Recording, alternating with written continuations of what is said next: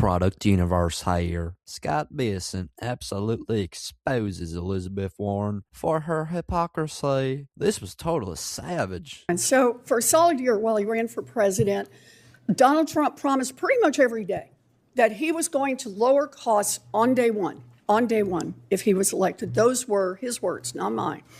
So Secretary Bessent, you are one of the president's top economic advisors. Let's just start with a little truth-telling about the Trump economy 1 year in. Affordability is the top concern for Americans across the country.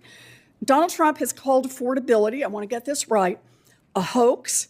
He's called it a scam. He's called it a con job. Hypocrisy. You are the Secretary of Treasury. You know the numbers.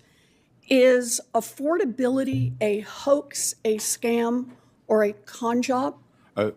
Senator, it may be a bit nuanced for you, but what President Trump is referring to is the media saying that the affordability crisis was generated by this administration when it was you and President Biden who destroyed the buying power of the American people. So there is an affordability crisis, and you were front and center in it. Scott Bessent absolutely destroyed Elizabeth Warren there for all to see, and it was unbelievable, as she was trying to lay blame on the Trump administration for an affordability crisis, which Joe Biden created with his 40-year high of inflation and years of inflation rates between 5 to 9%. Sky-high inflation, which Joe Biden created with his policies. Historic inflation, which was made worse by high energy prices, as Joe Biden was not drill, baby, drill. He was stop drill, no drill. Joe Biden caused prices on everything to rise with his inflation,